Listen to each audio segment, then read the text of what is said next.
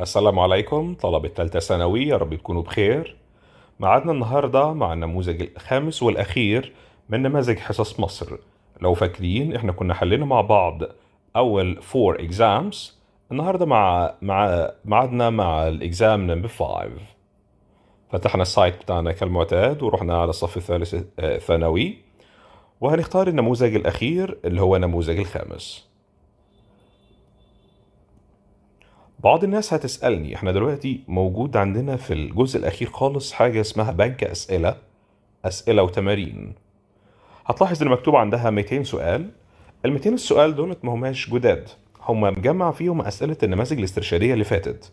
يعني مجمع 5 نماذج، كل نموذج فيه 40 سؤال وحطهم في مكان واحد اسمه بنك أسئلة وتمارين. ورغم كده احنا برضو ما سيبناهمش، حليناهم وحطيناهم عندك على السايت. تقدر تروح على وان درايف جوه الأسئلة المحلولة هتلاقيهم محلولين عندك، بحيث انك لو حبيت تراجع على أسئلة فاتت وتراجع عليها بشكل تاني وتحلها من جديد. هنبدأ حل على طول مع النموذج الاسترشادي الخامس. Question number 1. تعال نبدأ مع حضرتك يلا. To stop a process or activity for a short time is to إنك توقف عملية لفترة قصيرة. To interrupt يقاطع حاجة، يقاطع حد في الكلام أو يوقف عملية. ليه ما اخترتش التانيين؟ admit يعني يعترف، translate يترجم، وinterpret معناها يفسر ويترجم برضو. The second sentence. Many families don't space the cooking at home. They depend on fast food meals. العديد من العائلات ما بيعتمدوش على أكل البيت، مش بيطبخوا في البيت، بيعتمدوا على الأكل السريع. Fast food meals. Don't space the cooking. فاكر الكولوكيشن اللي جاية مع cooking؟ أيوة. Don't do the cooking. Don't do the cooking. Then question number 3. A new rocket was spaced last week into the space for a discovery mission. صاروخ جديد أطلقوه للفضاء، يطلق يعني launch. Was launched last week. Then, question number 4. Do you agree with people who think that space is a waste of money? هل بتتفق مع الناس اللي فاكرة إن استكشاف الفضاء مين هنا استكشاف؟ أيوة، exploration. Then, number 5. A lot of food products depend on space flavors and their ingredients. Be careful of them. A lot of food products العديد من منتجات الأغذية بيعتمدوا على أطعمة صناعية. عندنا كلمة صناعي هنا إيه؟ هتقولي industrial؟ هقولك industrial دي بتاعت المصانع نفسها، الخاصة بالمصانع. لكن عايزين هنا ما هياش طبيعية، الأوبزيت بتاعت natural طبيعي. الأوبزيت بتاعها إيه؟ artificial صناعي، يعني artificial flavors نكهات صناعية. Then the second one, question number 6. I don't like going through this road because it is always space. بحبش امشي من الطريق دوت لان هو دايما ايه؟ لان هو دايما busy زحمة او مشغول. Then question number 7. بيقول لحضرتك don't spin very quickly or you will be dizzy. هتشعر بالدوار أو هتدوخ. The synonym of the word spin is spin هنا equal مين؟ يلف أو يدور هي rotate. Rotate equals spin. Then question number 8. Can you mention 2 extinct giant animals? The opposite of the word giant. عكس كلمة giant، انت عارف giant معناها عملاق، الأوبزيت بتاعها ايه في دول؟ طبعا huge وenormous وmassive كلهم معناهم عملاق. احنا عايزين ضعف اللي هو قزم. So ضعف قزم. Then number 9. Amgad has moved space from this area since 2016. مشي من المكان دوت. مشي من المكان، ما قالكش هو راح فين، عشان كده moved away. هتقولي ليه ما اخترتش moved into؟ هو قالك ما قالكش مكان، ما قالكش destination بتاعته، ما قالكش هو راح فين، هو قالك هو ساب المكان وخلص. moved away from this area. Then question number 10. The two teams challenged each other, so I think it will be an exciting match. The word challenged Here is our am challenged. Two teams challenged. عملوا action. في ed في البوست بما إنه action يبقى دوت verb. It's a verb. Then, question number 11. A trick that intended to catch someone or make them do something that they don't want to do means a or am. إنك تخدع حد وتخليه يعمل حاجة هو مش عايزها. هي إيه؟ هي أكيد مصيدة. مصيدة هي trap. So the answer is trap. وعجبني قوي لما جيت اتكلم على someone وجه حط البروناون عليها قال them وقال they. لو تفتكر لما قلنا everyone is doing their homework. everyone و everybody و no one و nobody و someone و somebody الverb singular والpronoun بيعود عليهم plural. Then the second one, question 12. It's not easy to copy my father's space. His handwriting is distinctive. خط ايده handwriting بتاعه distinctive مميز. تقدر تميزه عن غيره. علشان كده من الصعب ان انا اقلد ايه؟ ان انا اقلد الامضة بتاعته. وامضة يعني signature. Then 13. People in the past used to move using space drawn by horsepower. كانوا بيستخدموا ايه؟ بيستخدموا عربيات او مركبات. اكيد مش عربيات بالشكل الواضح قدامنا بس كلمة مركبة عندها يعني couches. couches drawn by كانت بتجرها حصنة. couches drawn by horsepower. Then the second sentence. Space come first. He looked very pleased. عندنا to action.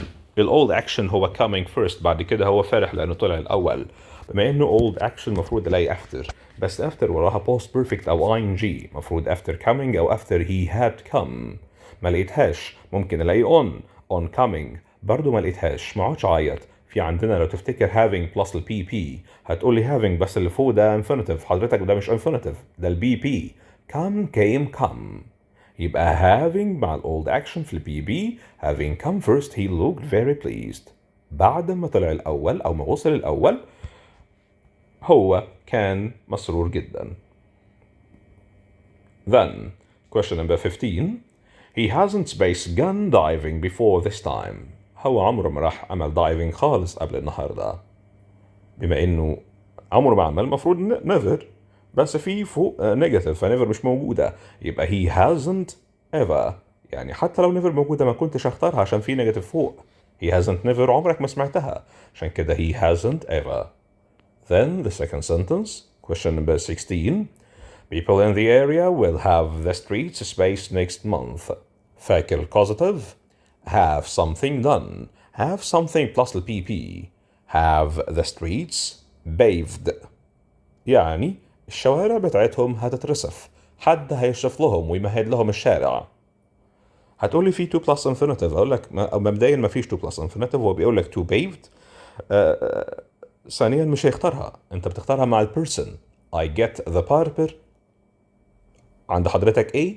get the barber cut my hair ولا to cut. مع get على طول كنا بنختار to plus infinitive لما نتكلم عن البني آدم. لكن مع have كنت بتقول I have the barber cut كinfinitive. ده لما تكون اسم الشخص اللي انت بتقنعه يعمل لك حاجة. لكن هنا في الكوزيتيف العادي have or get something done. have the streets paved. الشوارع هيتم تمهيدها. Then the second one, question number 17. Mr. Isam is the Arabic teacher space I told you about. Mr. Isam هو مدرس العربي اللي أنا قلت لك عليه. مبدئيا هو البيرسون ما بستخدمش معاه أي حاجة غير واحدة أو اتنين من دول. who's مع البروبرتي ما عنديش أي ملكية هنا. فأكيد هستخدم whom. هتقولي لي whom. مبدئيا إن دوت person somebody. ثانيا أنا بتكلم على object. أنا اللي كلمتك عنه يبقى أنا subject وهو الobject. هو الحاجة اللي اتكلمنا فيها. هو موضوع كلامنا. هو ما عملش action. هو كان الobject بتاع السنتنس بتاعتنا. عشان كده اخترناه whom. Then question 18. Space the family were happy for the girl's success. في عندك الفاميلي كانوا سعداء. يا ترى each محتاجة singular noun و singular verb. هو قال لي هنا were فمش معانا neither ولا family كانت سعيدة؟ أكيد المعنى مش منطقي. both محتاجة plural noun، كان يقول لك both families. الوحيدة اللي تنفع تبقى all the family، كل العيلة كانت سعيدة لأن البنت نجحت. Then 19 Yusuf is a space to pass the driving test. يوسف as a space. تعال نشوف كده الحل قدامك. بيقول لك to pass، مين تحت ما بياخدش to، so such بيجي معاهم that، ما بياخدوش to، عشان كده مش محتاجهم. هلاقي enough، وانت درست ان enough بيجي قبلها verb او adjective او حتى adverb. يبقى الادجكتيف بيجي الاول. دور لي على adjective plus enough هتطلع لك is clever enough. تعال اقراها كده بالسنس بتاعك. يوسف is clever enough to pass the driving test. هو ماهر كفاية لدرجة تخليه يجتاز فيها تست بتاع driving أو امتحان القيادة. Question number 20. Then, face masks, space in public places and transport currently. بين ملزمين إن احنا نلبس الفيس ماسكس. ملزمين يبقى لازم نلبسها. Don't have to أكيد لأ. Don't have to be أكيد لأ.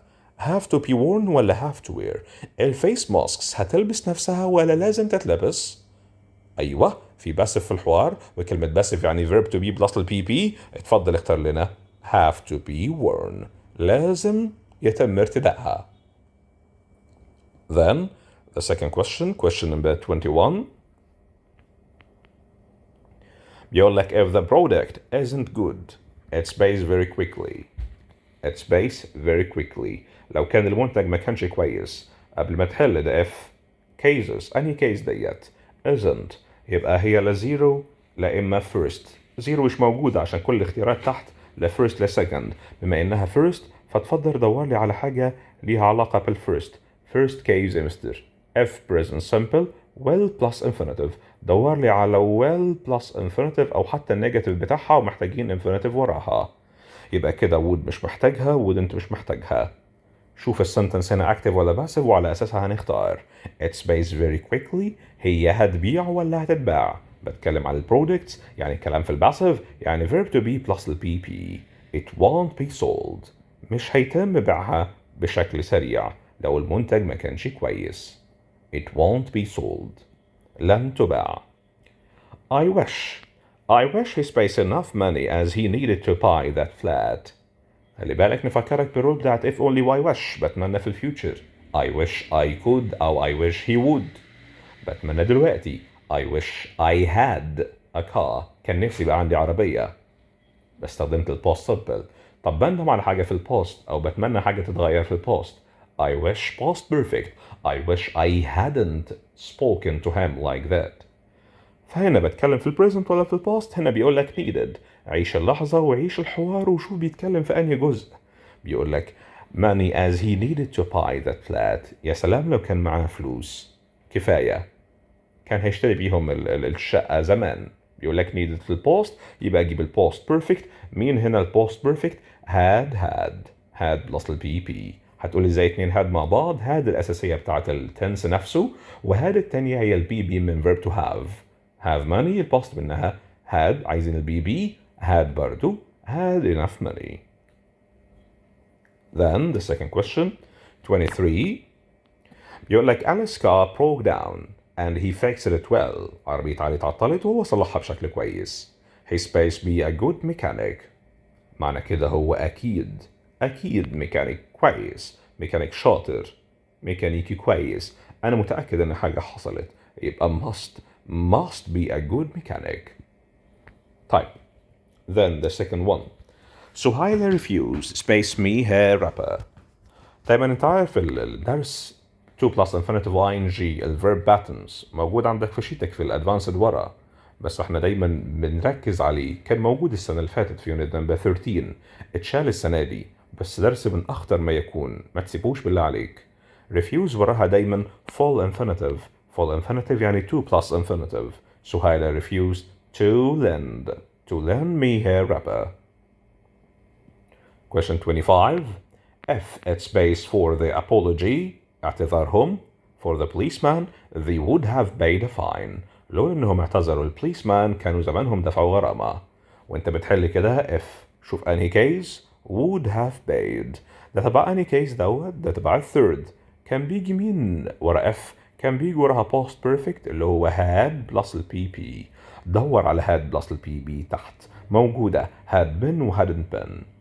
لولا يعني without، زيها زي if it weren't for و if it hadn't been for. اديني قلت if it hadn't been. انت حافظ اني but for و without الاتنين followed by ing، زيهم برضو if it weren't for و if it hadn't been for. عشان كده هنختار if it hadn't been for الموجودة عندك. هتقولي ليه ما اخترتش weren't؟ هقول لحضرتك انت قلت لي ان الكلام هنا في الثيرد و weren't بتيجي مع السكند بس. Then the second sentence 26. The officer asked me if my parents spaced where I was. سألني الأوفيسر لو البيرنتس بتوعي عارفين أنا كنت فين. الكلام هنا فين يا ترى؟ asking me if my parents. أصل الكلام if your parent know. بيتكلم في البريزنت كان قال له no. خليتها أنا reported فحولتها رفعتها درجة للباست وخليتها new. if my parents knew في الباست knew where he was. طبعا هيبقى في كلام تاني لو كان في الاختيارات had known، لأن كان في احتمال إن نختارها. Then the second one 27. Amir had his car space for only 10 pounds. causative اتفق مع حد يعمل له حاجة have or get something done. دور على البي بي يا مستر. انت عارف ان cut irregular verb عشان كده اخترناها cut. Then the second one 28. Mr. Ashraf is such a good father. Space he provides everything his daughters need. بيوفر لبنته كل حاجة هي عايزاها. طبعا انت عارف انه so such a linking words اللي بتيجي معاها مين هي that. such adjective plus noun that sentence كاملة. Question 29. تعال اتفضل. بيقول لحضرتك what's a pronoun؟ ايه هو البروناون؟ تعال نشوف. A word that used instead of a noun or a noun phrase like I or he or she or it etc. أيوة صح. بس تعال نتأكد إن الباقي غلط. A part of speech includes specific and limits noun or an. لأ طبعا دولة الارticles. Then a word that express an action. لأ لأن ديت الverb. A word that join words phrase sentence examples and و part. لأ لأن دوت الconjunction. عايزين مين يا مستر؟ عايزين أول واحدة. ده معنى كلمة pronoun. Then 30. Which of the following has the correct ending punctuation mark؟ تعال ندور ونشوف. بيقول لك what a terrible accident. هو بيستعجب. اديك حلتها. بما انه يستعجب يبقى اكيد هيحط ايه في الاخر؟ هيحط exclamation mark. فشيء طبيعي اني ما يحطش question mark ولا full stop لانها مش information ولا quotation، وهنختار اللي فيها exclamation mark اللي هي number 3. Then 31. مديك sentence او مديك تقريبا شبه paragraph وبيقول لك choose the best topic sentence. اختار التوبيك sentence المناسبة، التوبيك اللي بتلخص فيها الكلام اللي هيتقال ده دلوقتي. تعال نشوف، تعال نقرا كده ونشوف مين واحدة ممكن نختارها وتناسب الباسج دي كلها. Most people who earn the minimum salary are trying to support families with it. No one working full-time and earning the minimum salary makes enough money to pay for their necessities. If we raise the minimum salary, families will have more money to spend, and therefore other business will make more money. For so many reasons, it's the best thing to do. ملخص الكلام هنا بيكلمك دايما عن الحد الأدنى من الأجور، minimum salary. عشان كده لما هاجي هختار مين؟ تعال نشوف. We must worry about jobs and not salaries. ملهاش علاقة بكلامنا. The economy is especially hard for small business owners. ما جبناش سيرة owners خالص. Parents in Cairo have a lot of expenses. مين قال سيرة كايرو في الحوار؟ وأخيرا It's a due time to raise the minimum salary. حان وقت رفع المينيمم سالري بتاعنا اللي هو الحد الأدنى. فعلا آخر واحدة the best sentence that can be a topic sentence for the passage. Then the second sentence 32. بيسأل حضرتك وبيقول لك most students need to learn good ways to study. Choose the concluding sentence for the above mentioned sentence. السنتنس اللي فوق محتاجة conclusion. ايه الكونكلوجن المناسبة ليها؟ conclusion يعني جملة ختامية. تعال نبدأ ونشوف. Studying instead of sleeping doesn't help learning or test scores. ما فيهاش علاقة خالص باللي فوق. Sometimes cheating بيكلمك عن الغش. Homework in a group can be helpful. مبدئيا أصلا الجملة أخلاقيا غلط. طيب making friends is important to happiness and success. ما حدش يتكلم خالص عن الأصدقاء. أخيرا to put the whole matter in a nutshell تلخيصا للي فات you need to follow good ways to study. تمام دي أفضل واحدة اللي موجودة فوق. That's number 4. Then 33.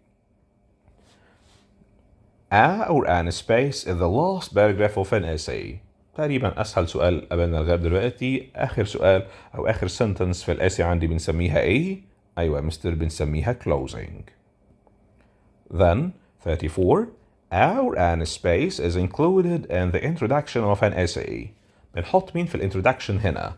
بنحط الثيسس. أيوة فعلا بنحط الثيسس مع التوبيك statement أو التوبيك sentence. طيب بنحط الفاينل؟ أكيد لأ.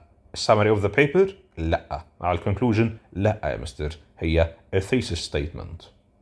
طيب in an email the space line is where you type what the email is about. بتكتب موضوع الإيميل فين؟ بتكتبه في مكان اسمه أيوة subject الموضوع. أنت بتتكلم عن إيه بالظبط في الإيميل بتاعك. Then which paragraph is punctuated correctly. تعال نبص على punctuation الموجود عندك هنا. خلي بالك السنتنس كبيرة وممكن تلخبطك فخد بالك وحاول تعمل زوم كده لو أنت مش شايف. تعال نمشي بالترتيب.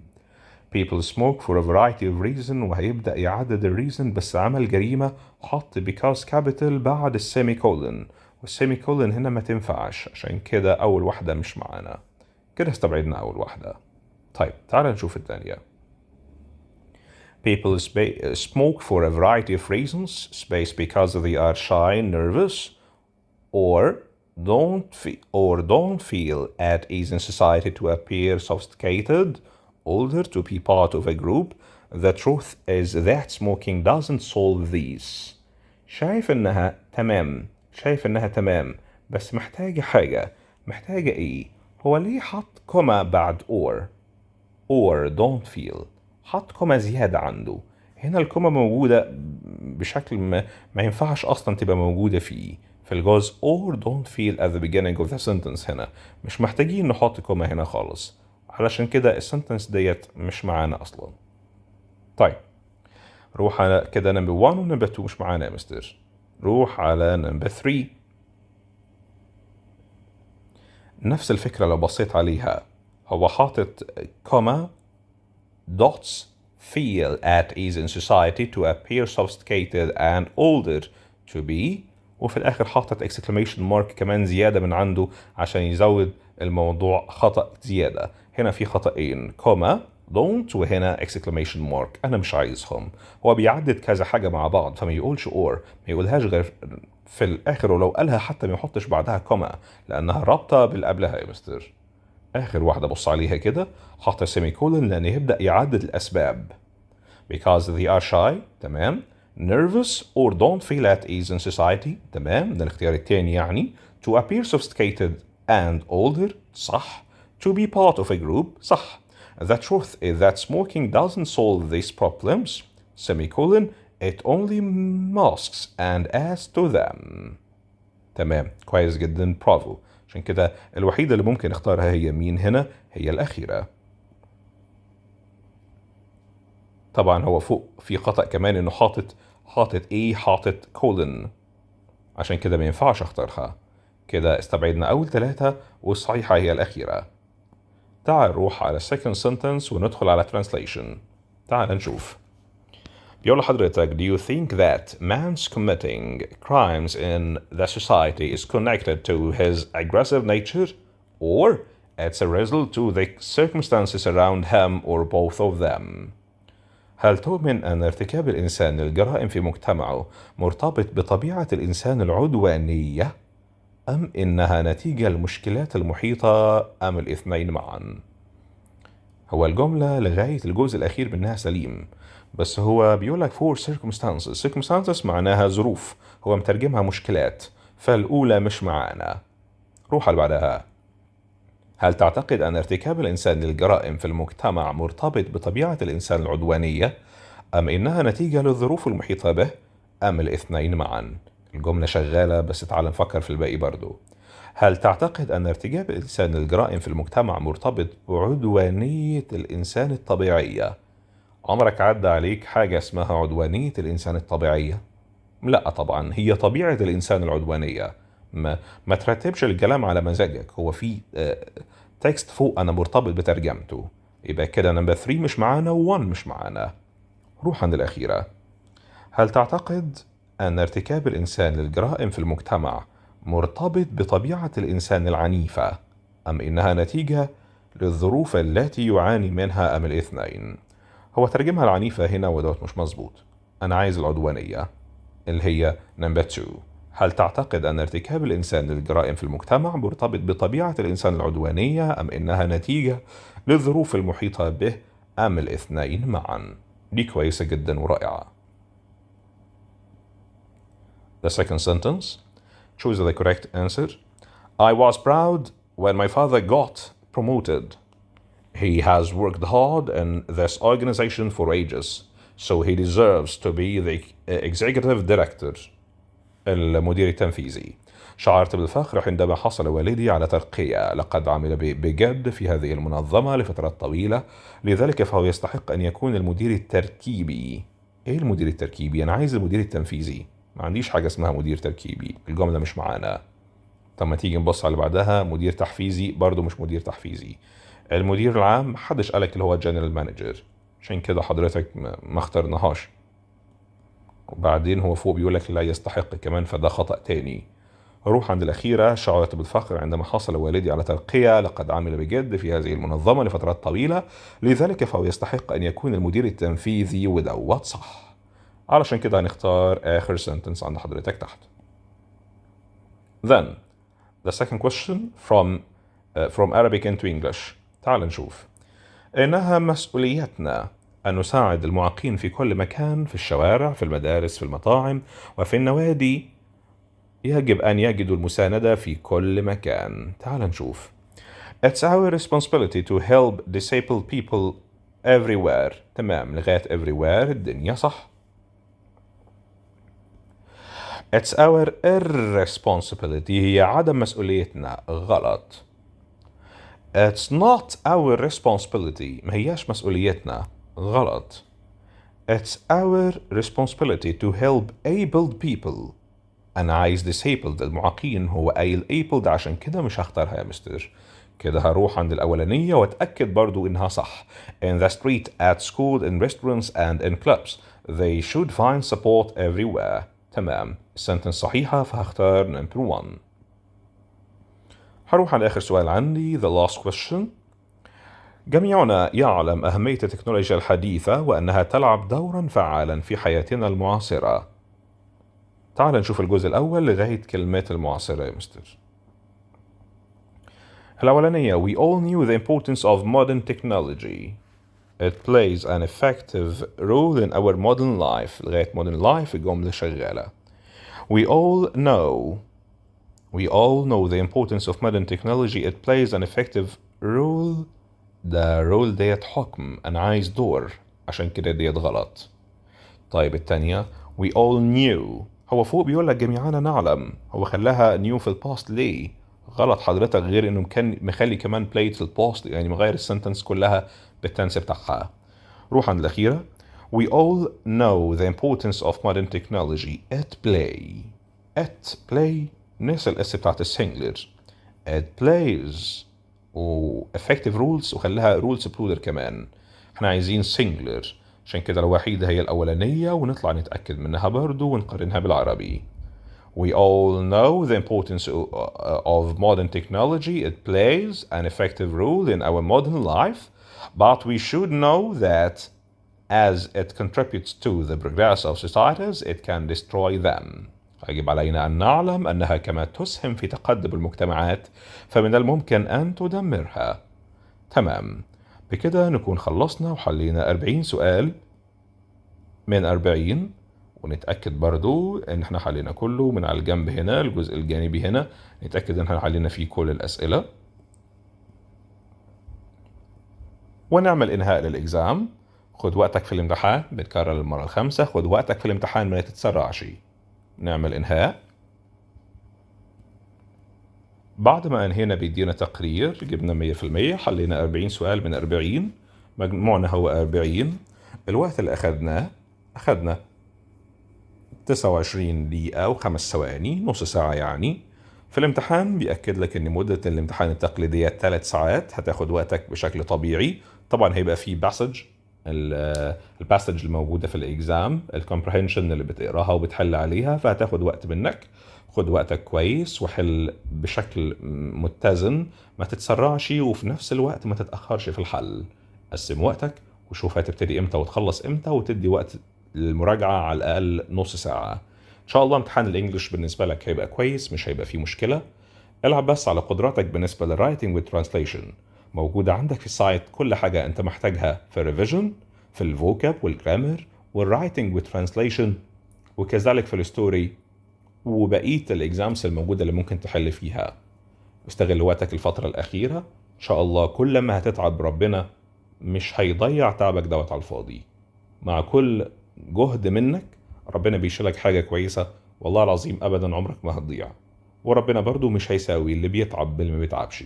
سواء انت بذلت مجهود كبير، حضرتك هتلاقيه إن شاء الله آخر السنة في مجموع أو في نتيجة أو في تصحيح، أو حتى في دعوة والديك إن شاء الله اللي دايما بيدعوا لك، وإحنا برضو بندعي لك.